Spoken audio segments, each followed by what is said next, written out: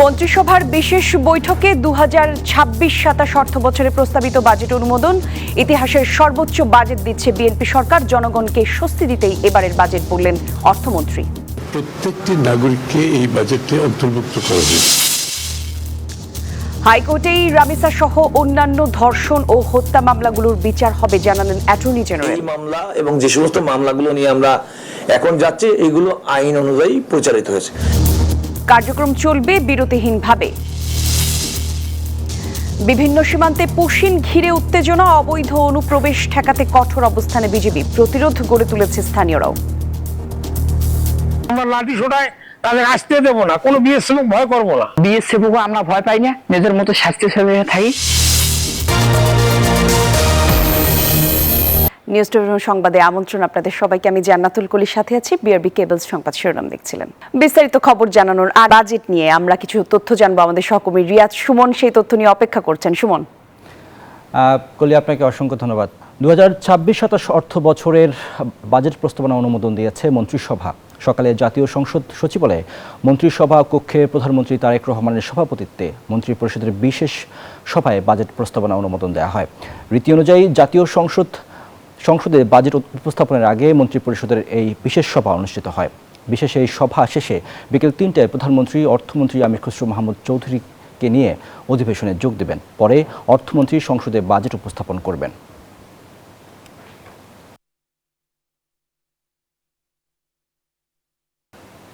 নির্বাচনী ইশতেহারে যে গণতান্ত্রিক ও কল্যাণমুখী রাষ্ট্র গড়ার প্রতিশ্রুতি ছিল, সেই আলোকেই বাজেট প্রণয়ন করা হয়েছে জানিয়েছেন পরিকল্পনা প্রতিমন্ত্রী জোনায়েদ সাকি। দুপুরে সংসদ ভবনে মন্ত্রিসভার বৈঠক শেষে একথা জানান তিনি। নির্বাচনী ইশতেহারে যে গণতান্ত্রিক মানবিক কল্যাণমুখী বাংলাদেশের যে প্রতিশ্রুতি আছে, একটা অন্তর্ভুক্তি বাংলাদেশের যে প্রতিশ্রুতি আছে, তার আলোকেই বাজেট প্রণয়ন করা হয়েছে। সীমিত সম্পদের মধ্যে দেশের জনগণকে স্বস্তি দিতে এবারের বাজেট করেছে সরকার, একথা বলেছেন অর্থমন্ত্রী আমির খসরু মাহমুদ চৌধুরী। সকালে সংসদ ভবনে বাজেট অধিবেশনে যোগ দিতে যাওয়ার পথে তিনি সাংবাদিকদের এসব কথা বলেন।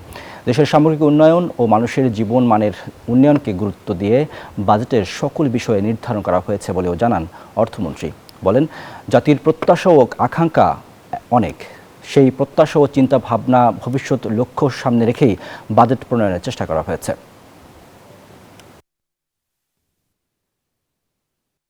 এই বাজেট স্বাভাবিকভাবে জনগণের প্রত্যাশা অনেক বেশি এবং আমরা চেষ্টা করেছি সীমিত সম্পদের মধ্যে থেকেও বাংলাদেশের প্রতিটি জনগণকে মাথায় রেখে এই বাজেট দেওয়ার চেষ্টা করেছি এবং সবচেয়ে বেশি আমরা শুরু করেছি কাজটা একেবারে হতদরিদ্র যারা পিছিয়ে পড়া লোক আছে তাদেরকে মাথায় রেখে এবং ক্রমান্বয়ে সকলের জন্য সকল গোষ্ঠীকে মাথায় রেখে সকলে যাতে এই অর্থনীতিতে অংশগ্রহণ করতে পারে, অর্থনীতির সুফল পায়, সেটা মাথায় রেখে বাজেট করেছি। দর্শক, বাজেট ঘোষণার আগ মুহূর্তে এই মুহূর্তে আসলে বাজেট নিয়ে আমরা প্রতিক্রিয়া জানতে চাই। আমাদের সাথে এই মুহূর্তে বসুন্ধরা সিটি স্টুডিও থেকে যুক্ত হচ্ছেন অর্থনীতিবিদ মাজেদুল হক। জনাব মাজেদ, নিশ্চয়ই আপনি আমাকে শুনতে পাচ্ছেন। আপনার কাছে প্রশ্ন হচ্ছে যে আজকে তো সেই বহুল কাঙ্ক্ষিত বাজেট ঘোষণা হচ্ছে, সেই বাজেট আসলে মানুষের অনেক প্রত্যাশা রয়েছে। ইতিমধ্যে আমরা অনেকগুলো তথ্য পেয়েছি, কি আকার হবে, কোন খাতে কীরকম বরাদ্দ যেতে পারে, সব কিছু মিলে আসলে আপনার কাছে যে বাজেটটি ঘোষণা হবে আজকে বিকেল 3টায়, সে বিষয়টি নিয়ে আপনার কাছে আপনার প্রতিক্রিয়া জানতে চাই। এবারের বাজেট নিয়ে আমার যে প্রাক্কলন আছে, এবার যে বাজেট নিয়ে যে জনগণের প্রত্যাশা রয়েছে, 18 কোটি মানুষের প্রত্যাশা এবারের বাজেটের উপরে, সেটা হচ্ছে যে অর্থনৈতিকভাবে স্বস্তি পাওয়া। এই অর্থনৈতিকভাবে যদি স্বস্তিতে যদি না রাখা যায় 18 কোটি মানুষকে, তাহলে কিন্তু আপনার বাজেটের যে উদ্দেশ্য, সেই উদ্দেশ্যটা আসলে ব্যর্থ হবে। আরেকটা বিষয় হলো যে দেখেন, আমাদের সামাজিক নিরাপত্তা কর্মসূচিতে কিন্তু ব্যয়ের খাত বাড়ানো হয়েছে, ব্যয়ের আওতা বাড়ানো হয়েছে, 7 থেকে 8টা কর্মসূচি যোগ করা হয়েছে। কিন্তু আমি বলতে চাই যে আমরা যে সামাজিক নিরাপত্তা কর্মসূচির আওতায় যে জনগণকে যে আমরা ফ্যামিলি কার্ড হোক, কৃষক কার্ড হোক, আমরা যে ক্যাশ ট্রান্সফারের মাধ্যম দিয়ে যে আমরা 2,500 টাকা করে দিচ্ছি, 2500 টাকা করে দিচ্ছি, বর্তমান অর্থনৈতিক বাস্তবতায় যে উচ্চ মূল্যস্ফীতি বিরাজমান, এই 2500 টাকা কি একটা পরিবারের জন্য কি যথেষ্ট কিনা? এক। দ্বিতীয় নম্বর কথা হচ্ছে, সরকারকে এখন চিন্তা করতে হবে যে আপনার অর্থনৈতিক সক্ষমতা বাড়ানোর জন্য তাদেরকে তাদের ভিতরে। কারণ হচ্ছে যে আপনার যদি আমি দেশে যদি বিনিয়োগ বাড়াতে পারি তাহলে দেশে কর্মসংস্থান বাড়বে। তাহলে আমি যে আজকে যাদেরকে 2500 টাকা দিচ্ছি তারা যদি আজকে 20,000 টাকা বেতন পাই একটা শিল্প কারখানায় কাজ করে, তাহলে তো তাদের জীবনমান নিশ্চিত হবে। এক। দ্বিতীয় নম্বর কথা হলো যে দেখেন আমরা বাজেট প্রতি বছরে বাড়াচ্ছি, এবছরে তো 18% বাজেট বাড়ছে বর্তমান ফিসকাল ইয়ার থেকে নেক্সট ফিসকাল ইয়ার 18%। এখন কথা হলো যে দেখেন যে বাজেটের আকার বাড়াটা বড় কথা না, বাজেট বাস্তবায়নের হার কত। বাজেট বাস্তবায়নের হার 80 থেকে 82% বাংলাদেশে। বাজেট স্বচ্ছতার দিকে আমরা অনেক পিছিয়ে আছি। সুতরাং আমাদের বাজেট স্বচ্ছতা আমাদেরকে বাড়াতে হবে, বাজেট বাস্তবায়ন হার বাড়াতে হবে, এবং এই টোটাল বাজেটটা আমার বাস্তবায়ন করার জন্য যে সক্ষমতা দরকার, সরকারের ব্যয়ের সক্ষমতা যেটা দরকার, সেই ব্যয়ের সক্ষমতাটা বাড়াতে হবে। কারণ সরকারের ব্যয়ের সক্ষমতা নিয়ে কিন্তু আপনার বছরের পর বছর কিন্তু কথা হচ্ছে। আরেকটা কথা হলো যে দেখেন যে এবার যে জিডিপি প্রাক্কলন করা হয়েছে, সেই জিডিপি প্রাক্কলন কতটুকুন এই কাঙ্ক্ষিত লক্ষ্যমাত্রা আমরা অর্জন করতে পারবো সেটা নিয়েও একটা সন্দেহ রয়েছে। কারণ আমার ভোক্তার ব্যয় বাড়বে কিনা, কারণ উচ্চ মূল্যস্ফীতি যেখানে থাকে সেখানে তো ভোক্তা ব্যয় বাড়াতে পারে না।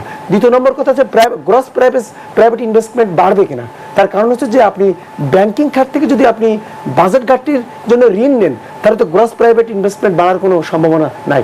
আরেকটা ওখানে গভর্নমেন্ট এক্সপেন্ডিচার বাড়বে কিনা, ঠিক আছে, এবং নেট এক্সপোর্ট বাড়বে কিনা। তাহলে এই কম্পোনেন্টগুলো নিয়েই তো আপনার জিডিপি। সুতরাং এই কম্পোনেন্টের ভিতরে কিন্তু আসলে এখনও কিন্তু এক্সপোর্ট ইনকাম গত 8-9 মাস ধরে কিন্তু আপনার ডিক্লাইন ট্রেন্ডে রয়েছে। সুতরাং আমরা যে বাজেট বাস্তবায়ন করতে যাচ্ছি, যে বাজেট দিতে চাচ্ছি, সেই বাজেটটা জনকল্যাণমুখী আমরা বলছি, কিন্তু দেখেন আমরা গণতন্ত্রের কথা বলছি বাজেটে, কিন্তু আমাদের দেশে কি হচ্ছে, কে আকৃতির অর্থনীতি হয়ে গেছে।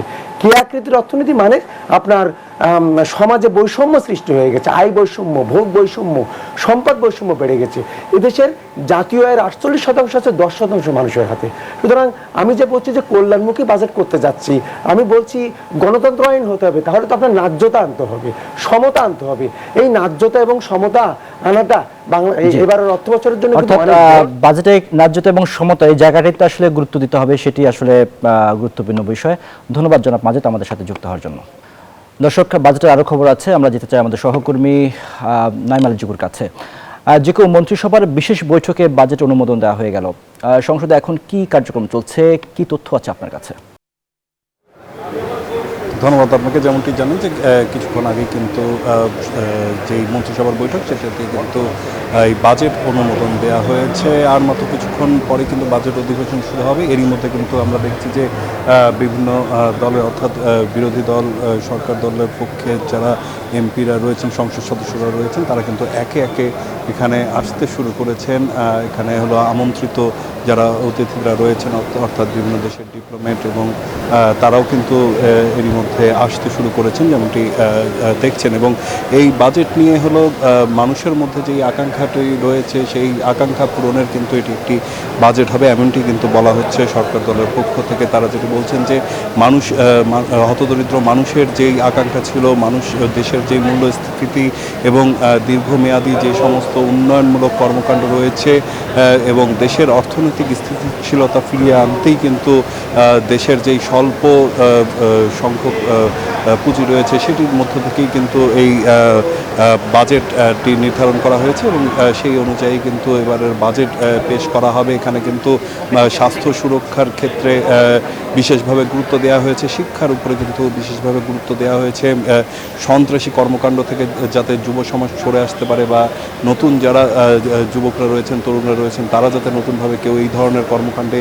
জড়িয়ে না পড়েন, সেজন্য কিন্তু তাদের উন্নয়নশীল কর্মকাণ্ডের জন্য কিন্তু এই বাজেটের প্রস্তাবনা রাখা হবে বলে আমরা এখন পর্যন্ত জানতে পেরেছি। এবং পাশাপাশি এসএমই খাতে 2000 কোটি টাকার মতন বরাদ্দ রাখা হতে পারে বলে কিন্তু এখন পর্যন্ত আমরা জানতে পেরেছি। এছাড়াও হলো স্বাস্থ্য সুরক্ষার যে কার্ডটি রয়েছে সেটি কিন্তু উপরে জোর দেওয়া হয়েছে এবং মানুষ যাতে হলো সহজেই নিজেদের চিকিৎসা করাতে পারেন সেই বিষয়গুলো কিন্তু প্রত্যেকটি জিনিসই কিন্তু মাথায় রেখে এবারের হলো পুরো বাজেটটি সাজানো হয়েছে। তো যদি হলো বলতে চাই যে এই বাজেটটি আসলে 15 তারিখে যেই 16 তারিখ থেকে বাজেটের বিষয়ে আলোচনা হবে এবং 30 তারিখের মধ্যে কিন্তু এই বাজেটটি পাস হবে বলে আমরা এখন পর্যন্ত জানতে পেরেছি এবং এই ছিল এখন পর্যন্ত আমার কাছে এখানকার সব শেষ তথ্য।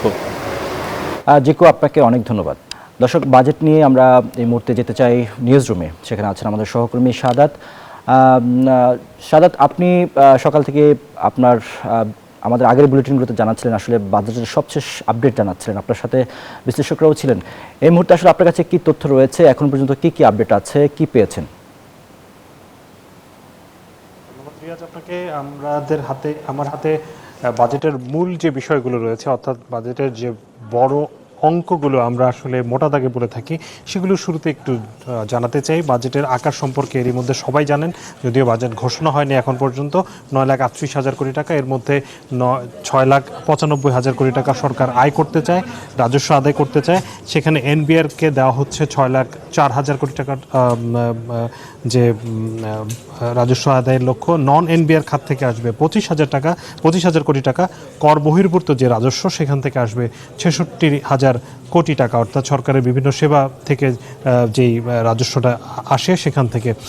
বাজেটের এবার বড় ঘাটতি থাকছে, সেই ঘাটতির 21.5% বেশি ঘাটতি রাখা হচ্ছে, অর্থাৎ গত অর্থবছর, চলতি অর্থ বছরের চেয়ে বেশি ঘাটতি রাখা হচ্ছে, যার পরিমাণ 2,43,000 কোটি টাকা।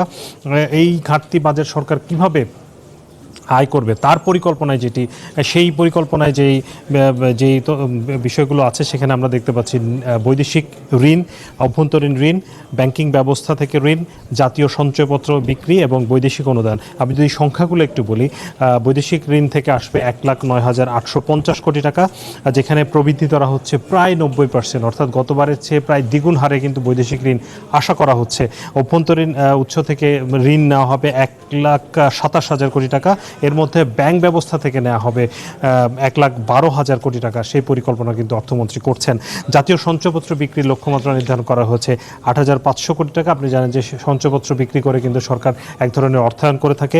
বৈদেশিক অনুদান থেকে 6,150 কোটি টাকা আসবে বলে ধারণা করা হচ্ছে বা আশা করা হচ্ছে, যেটি আসলে ঘাটতি অর্থায়নে সহায়তা করবে।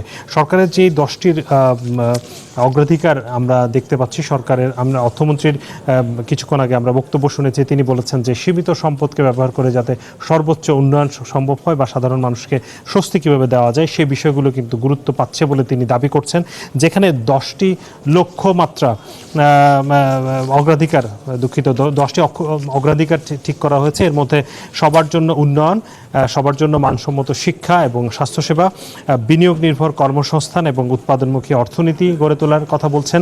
তিনি বলছেন যে সামাজিক সুরক্ষা সার্বজনীন করা হবে।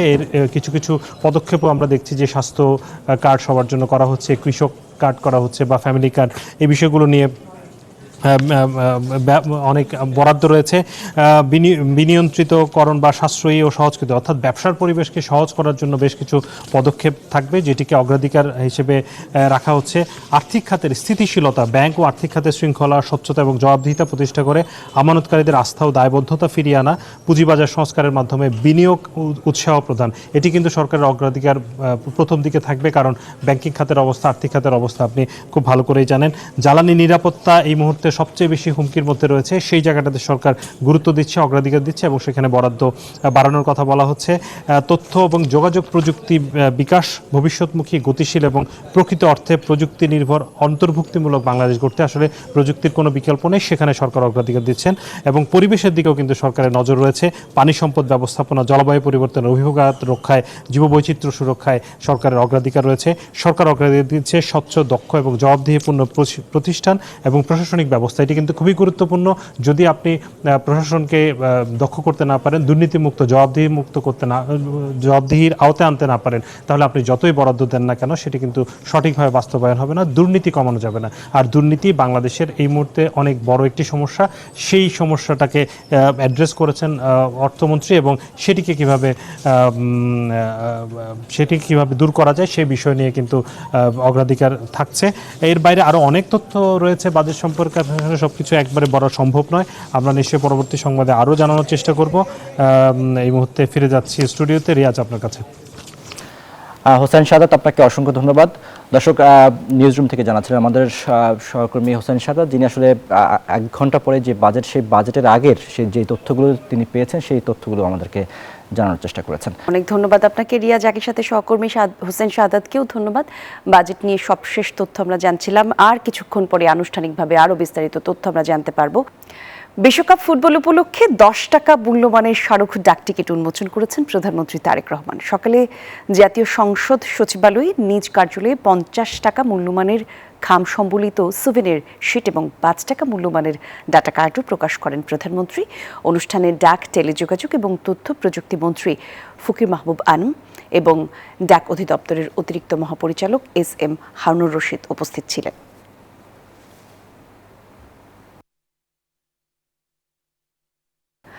আগামী রবিবার রামিসা হত্যা মামলার আপিল সুপ্রিম কোর্টের বেঞ্চে শুনানিতে উঠতে পারে বলে জানিয়েছেন অ্যাটর্নি জেনারেল রুহুল কুদ্দুস কাজল। সংবাদ সম্মেলনে তো কথা জানান তিনি, বলেন ইতিমধ্যে রামিসা হত্যা মামলার নথি সুপ্রিম কোর্টে এসেছে, দ্রুত পেপার বুক তৈরি হবে বলে আশাবাদ জানান তিনি। বলেন মামলা শুনানি করতে প্রস্তুত রয়েছে অ্যাটর্নি জেনারেল অফিস। আর একই সাথে জানান হাইকোর্টে অন্যান্য ধর্ষণ ও হত্যা মামলার বিচারও চলবে বিরতিহীনভাবে।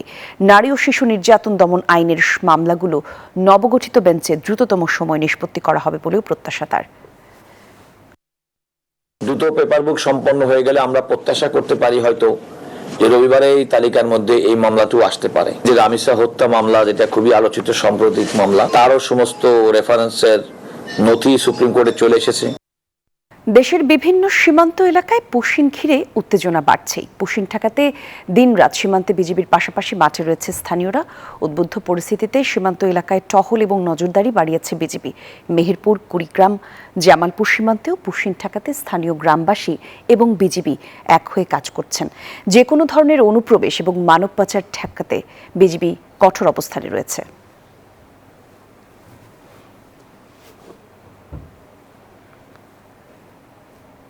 সীমান্তে পুশিনের আরো খবর জানাতে আমাদের সঙ্গে যুক্ত হচ্ছেন সহকর্মী রবিউল হাসান। রবিউল, একটু জানাবেন সীমান্তে আজ কি চিত্র দেখছেন, নতুন করে কোনো খবর পেয়েছেন কিনা?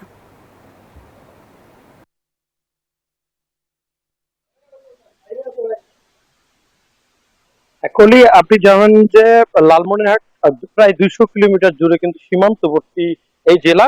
আপনারা জানেন যে ভারতের বিধানসভার নির্বাচনের পর থেকে কিন্তু যে সীমান্ত এলাকায় রয়েছে, সেই সীমান্ত এলাকায় কিন্তু বিএসএফ জোর করে কাঁটাতারের বেড়া নির্মাণ থেকে শুরু করে অবৈধভাবে কিন্তু ভারতের কিছু মানুষকে বাংলাদেশে পুষিনের চেষ্টা করছে এবং তাৎক্ষণিক কিন্তু বাংলাদেশি জনগণ এবং বিজিবি কিন্তু তা প্রতিহত করছে।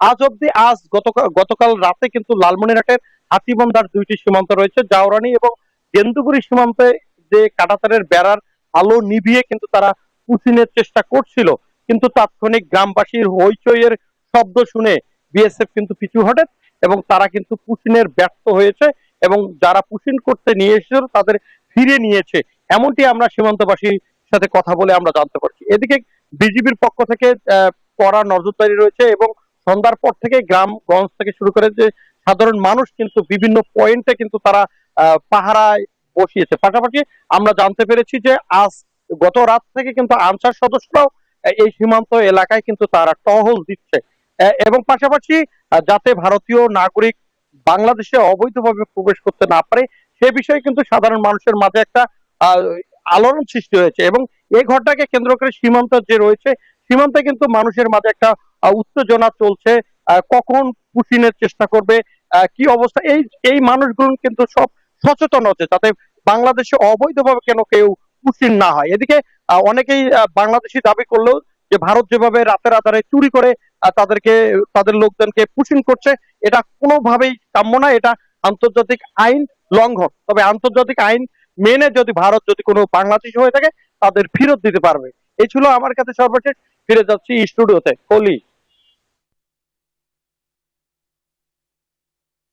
হবার জন্য আর একই সাথে বিভিন্ন খবর জানিয়ে আমাদেরকে সাহায্য করার জন্য ধন্যবাদ আপনাকে। ভারতের নয়াদিল্লিতে আজ শেষ হচ্ছে বিজিবি ও বিএসএফ এর 57তম মহাপরিচালক পর্যায়ের সীমান্ত সম্মেলন। 4 দিনের এই বৈঠকে ভারতের পুশিন বা জোরপূর্বক মানুষ ঠেলে পাঠানোর চেষ্টার কড়া প্রতিবাদ জানিয়েছে বাংলাদেশ। বিজিবি মহাপরিচালক মেজর জেনারেল আশরাফুজ্জামান সিদ্দিকী এবং বিএসএফ পরিচালক প্রবীণ কুমার নেতৃত্বে এই বৈঠকে সীমান্তে হত্যা পুরোপুরি বন্ধ, চোরাচালান রোধ, অবৈধ স্থাপনা নির্মাণ, হামলা বন্ধ সহ নানা বিষয়ে আলোচনা করা হচ্ছে। যৌথ আলোচনায় কার্যবিবরণী স্বাক্ষরের মধ্য দিয়ে আজ আনুষ্ঠানিকভাবে শেষ হচ্ছে এই সম্মেলন। মার্কিন প্রেসিডেন্ট ডোনাল্ড ট্রাম্পের সরাসরি নির্দেশে ইরানের বিভিন্ন গুরুত্বপূর্ণ সামরিক লক্ষ্যবস্তুতে জোরালো বিমান হামলা শুরু করেছে যুক্তরাষ্ট্র। আকস্মিক এই আক্রমণের কড়া জবাব দিতে হরমুজ প্রণালী পুরোপুরি বন্ধ করে দিয়েছে তেহরান। একই সঙ্গে বাহরাইন এবং কুয়েতে থাকা মার্কিন সামরিক ঘাঁটিতে পাল্টা ড্রোন হামলার দাবি করেছে ইরান। মধ্যরাতের পর তেহরান ও বন্দর আব্বাস সহ ইরানের কয়েকটি এলাকায় ভয়াবহ বিস্ফোরণ ঘটে। মার্কিন সেন্টকম জানায়, তেহরানের আগ্রাসনের জবাব দিতেই বিভিন্ন লক্ষ্যবস্তুতে এই কঠোর বিমান হামলা চালানো হয়েছে। এর আগেই ইরানে জোরালো আঘাত হানার হুঁশিয়ারি দিয়েছিলেন ডোনাল্ড ট্রাম্প। মার্কিন হেলিকপ্টার ভূপাতিত করা এবং শান্তি আলোচনায় ইরান কালক্ষেপণ করে বোকা বাড়াচ্ছে এমন অভিযোগ তুলেই এই নির্দেশ দেন মার্কিন প্রেসিডেন্ট। যুক্তরাষ্ট্রের এমন আগ্রাসী পদক্ষেপের তাৎক্ষণিক ও কঠোর প্রতিক্রিয়া দেখিয়েছে ইরান। দেশটির সর্বোচ্চ সামরিক কমান্ড বাণিজ্যিক জাহাজ সহ সব ধরনের নৌযানের জন্য হরমুজ প্রণালী পরবর্তী নির্দেশ না দেওয়া পর্যন্ত সম্পূর্ণ বন্ধ ঘোষণা করেছে। এমনকি প্রণালী অতিক্রমের চেষ্টাকালে দুটি জাহাজে আঘাত হানার দাবি করেছে ইরানি বিপ্লবী গার্ড বাহিনী। পাশাপাশি পাল্টা বদলা হিসেবে বাহরাইন ও কুয়েতে অবস্থিত মার্কিন সামরিক ঘাঁটিতেও ড্রোন হামলা চালানোর দাবি করেছে আইআরজিসি। নিবির আমিন, নিউজ 24। মধ্যপ্রাচ্যের সংঘাতের কারণে আন্তর্জাতিক বাজারে জ্বালানি তেলের দাম বাড়ায় বড় ধাক্কা লেগেছে মার্কিন অর্থনীতিতে। মে মাসে দেশটিতে সার্বিক মূল্যস্ফীতি বেড়ে দাঁড়িয়েছে 4.2%, যা গত 3 বছরের মধ্যে সর্বোচ্চ। নিত্যপণ্যের এই ঊর্ধ্বমুখীর দামে সাধারণ মানুষের ক্রয় ক্ষমতা কমলেও প্রেসিডেন্ট ডোনাল্ড ট্রাম্প বলছেন সম্পূর্ণ ভিন্ন কথা। এই মূল্যস্ফীতিকে স্বাগত জানিয়ে নিজেদের সামরিক সাফল্যের কথাই স্মরণ করাচ্ছেন তিনি। ইরানের সাথে যুক্তরাষ্ট্রের চলমান সামরিক উত্তেজনার সরাসরি নেতিবাচক প্রভাব পড়েছে মার্কিন অভ্যন্তরীণ বাজারে। তেলের দাম হঠাৎ বেড়ে যাওয়ায় প্রায় সব খাতেই বেড়েছে উৎপাদন ও পরিবহন খরচ। সরকারি পরিসংখ্যান বলছে 4% উপর মূল্যস্ফীতি ওঠায় এখন দৈনন্দিন কেনাকাটায় চরম ভোগান্তিতে পড়ছেন সাধারণ মার্কিনীরা। তবে নাগরিকদের এই আর্থিক সংকটের মুখেও অদ্ভুত প্রতিক্রিয়া মার্কিন প্রেসিডেন্টের। ডোনাল্ড ট্রাম্প হোয়াইট হাউসে সাংবাদিকদের জানান, নিত্যপণ্যের এমন দ্রুত দাম বৃদ্ধি নিয়ে তিনি মোটেও চিন্তিত নন, বরং এমন ঊর্ধ্বমুখী পরিস্থিতি তার বেশ পছন্দ। জানেন আমি কোনটা সবচেয়ে ভালোবাসি? আমি মূল্যস্ফীতিকে ভালোবাসি, কারণ যুদ্ধ শেষ হলেই সব ঠিক হয়ে যাবে। আমরা রাতের আধারে রাডারবিহীন ইরানের 22টি জাহাজ ধ্বংস করে মিলিয়ন ব্যারেল তেল ছিনিয়ে নিয়েছি, যার কারণে তেলের দাম এখন $85। তবে মধ্যপ্রাচ্যের চলমান যুদ্ধ শেষ হলে জ্বালানি তেলের দাম পাথরের মতো দ্রুত নিচে নেমে আসবে বলে আশ্বাস দিয়েছেন তিনি। নিবির আমিন, নিউজ 24। পিঁপড়ে দেখলেই সাধারণ খাবার সরিয়ে রাখতে ব্যস্ত হয়ে পড়েন ক্যাফে মালিকরা, কিন্তু থাইল্যান্ডের রাজধানীর ব্যাংককে এক ব্যতিক্রমী ক্যাফে তৈরি করেছেন এক পিঁপড়ে প্রেমী উদ্যোক্তা, যা দেখতে প্রতিদিনই ভিড় জমাচ্ছেন কৌতূহলী দর্শনার্থীরা সেখানে। মাটির নিচে চলছে এক বিস্ময়কর সাম্রাজ্য। হাজার হাজার শ্রমিক, নির্দিষ্ট দায়িত্ব, কঠোর শৃঙ্খলা আর অবিরাম কর্মযোগ্য। কিন্তু এটি কোনো মানুষের সমাজ নয়, ক্ষুদ্র পিঁপড়াদের রাজ্য। সেই অদেখা জগৎকে এবার সবার সামনে তুলে ধরেছেন থাইল্যান্ডের এক পিঁপড়ে পালনকারী। প্রায় 2 দশক ধরে বিভিন্ন প্রজাতির পিঁপড়ে লালন পালন করে আসছেন তিনি। বছরের পর বছর ধরে অনেক প্রজাতির পিঁপড়ে পালন করে আসছি এবং এটি একটি বিশাল সাম্রাজ্যে পরিণত হয়েছে। আমি সব প্রজাতিকেই ভালোবাসি এবং সেই কারণেই আমার বাড়ি বিভিন্ন প্রজাতিতে পরিপূর্ণ। ব্যাংককের এই ব্যতিক্রমী অ্যান্ড কিপিং ক্যাফে এখন শিশু থেকে প্রাপ্তবয়স্ক সবার কাছেই কৌতূহলের নতুন ঠিকানা। নিয়মিত ক্যাফেটিতে ভিড় জমাচ্ছেন কৌতূহলী দর্শনার্থীরা। পিঁপড়েদের সমাজে রয়েছে শৃঙ্খলা, দায়িত্ববোধ এবং দলগত কাজের অনন্য উদাহরণ, আর সেই কারণেই বারবার ছুটে আসি। ক্যাফেটির অন্যতম আকর্ষণ একটি জীবন্ত রানী পিঁপড়ে, যা সাধারণ মানুষের জন্য দেখা অত্যন্ত বিরল। থাইল্যান্ডের দক্ষিণাঞ্চল থেকে আসা এই রানী পিঁপড়ে 3 দশক পর্যন্ত বেঁচে থাকতে পারে। এখানে আরো দেখা মেলে পাতা কাটা, লিফ কাটার অ্যান্ট, ছত্রাক চাষী পিঁপড়ে, অস্ট্রেলিয়ার দৈত্যাকার বুল অ্যান্ট, পূর্ব আফ্রিকার হারভেস্টার অ্যান্ট এবং হানিপট অ্যান্টের মতো বিরল প্রজাতি। প্রতিটি পিঁপড়ের জীবনধারা আর আচরণ যেন দর্শনার্থীদের সামনে খুলে দেয় এক নতুন জগতের দরজা। আফরিন মৌ, নিউজ 24। আর এরই সাথে শেষ করছি নিউজ 24 সংবাদ। সঙ্গে ছিলেন যারা, ধন্যবাদ সবাইকে।